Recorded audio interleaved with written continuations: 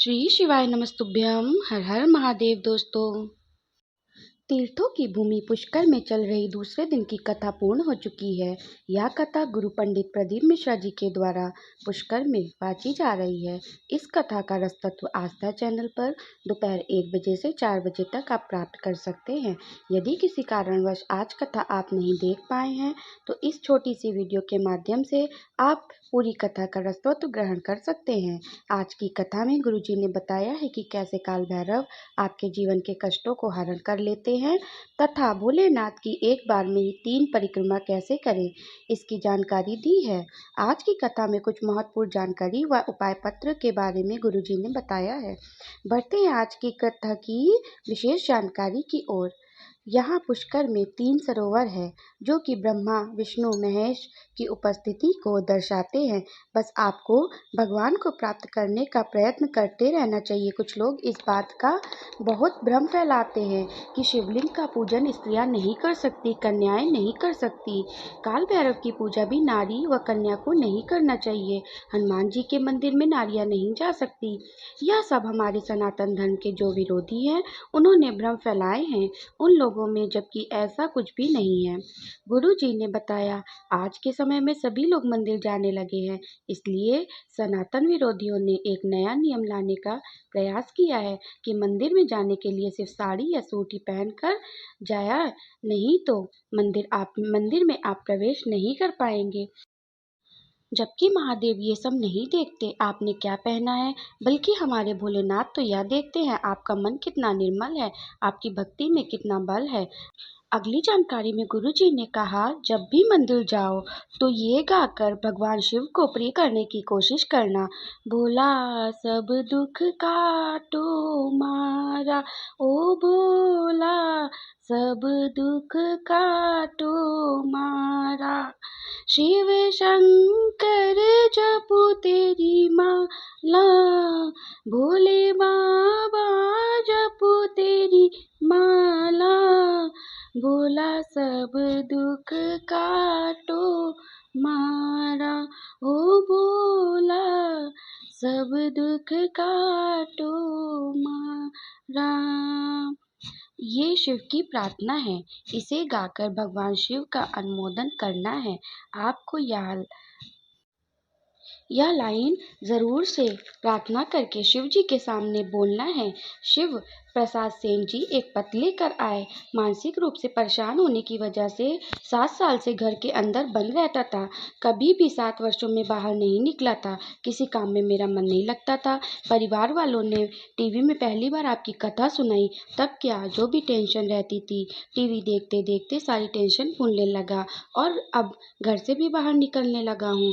पारिवारिक टेंशन और मानसिक टेंशन से मुझे मुक्ति मिल गई है, इसलिए कथा पंडाल में आभार व्यक्त करने आया हूँ।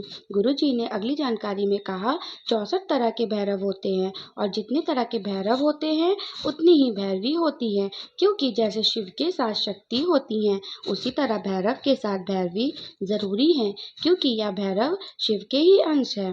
अगली जानकारी की ओर बढ़ते हैं। भोलेनाथ के जितने रुद्र अवतार होते हैं, जितने अंश अवतार हैं, सभी की 3 परिक्रमा का क्रम होता है। जैसे काल भैरव की 3 परिक्रमा होती है, हनुमान जी की भी 3 परिक्रमा होती है और जो रुद्र अवतार है उनकी भी 3 परिक्रमा होती है। भोलेनाथ की जो परिक्रमा की जाती है उसके बारे में गुरु जी ने आज पहली बार बताया है। सभी जानते हैं भोलेनाथ की आदि परिक्रमा का क्रम है, परंतु क्यों कहा जाता है कि 3 परिक्रमा का महत्व है, तो आज गुरु जी ने शिवलिंग की परिक्रमा की बिल्कुल नई जानकारी दी है। इसके बारे में आपको मैं बताने जा रही हूँ।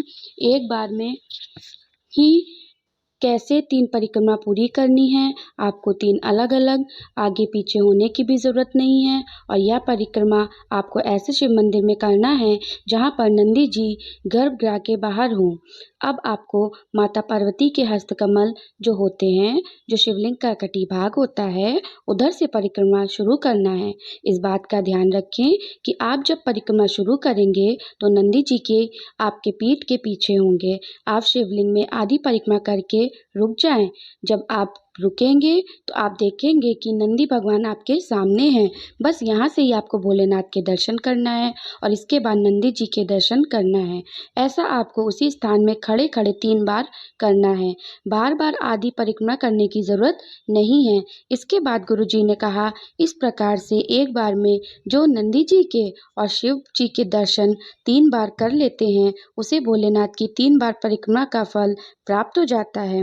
गुरुजी के पास एक पत्र आया जिसमें किसी ने प्रश्न पूछा कि गुरुजी, मेरे घर में शिवलिंग नहीं है तो भगवान शिव की कृपा कैसे प्राप्त करें। तो इस पर गुरुजी ने कहा, वैसे तो घर में शिवलिंग होना ही चाहिए, किंतु यदि आपके घर में शिवलिंग नहीं है, किसी कारणवश मंदिर भी नहीं जा सकते हो, कपाट बंद हो चुका है, तो जब भी आप घर के मंदिर में दीपक लगाओगे तो आपको उस लौ को देखना है।